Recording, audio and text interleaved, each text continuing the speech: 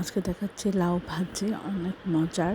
আমরা প্রথমে তেলের মধ্যে পেঁয়াজ কাঁচামরিচ দিয়ে একটু ভেজে নিব, নিয়ে আধা চামচ আদা বাটা, আধা চামচ রসুন বাটা দিয়ে আমরা এর মধ্যে কেটে রাখা ইয়েটা লাউ দিয়ে দিচ্ছি, দিয়ে আধা চামচ হলুদ গুঁড়ো, আধা চামচ ধনিয়া গুঁড়ো, আধা চামচ জিরা গুঁড়া দিয়ে আমরা একটু এখানে লবণ আমি দিয়ে দিচ্ছি, কিন্তু আসলে লবণটা পরে দিলে ভালো, পানিটা কম ওঠে।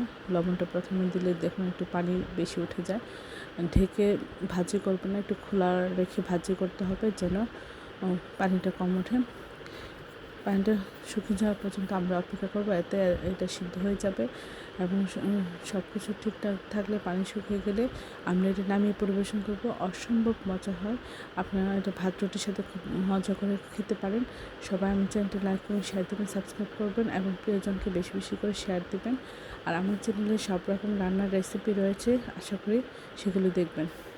আর এখানে আসলে রিয়েল ভাজিতে রান্নাটা অনেক দেখতে সুন্দর, খেতে অসাধারণ লাগে, কিন্তু এখানে মোবাইলের প্রবলেমের কারণে একটু কালারটা সুন্দর আসে নাই। সবাই একটু ক্ষমা দৃষ্টিতে দেখে আমার চ্যানেলটি লাইক করুন, শেয়ার দেবেন, সাবস্ক্রাইব করবেন এবং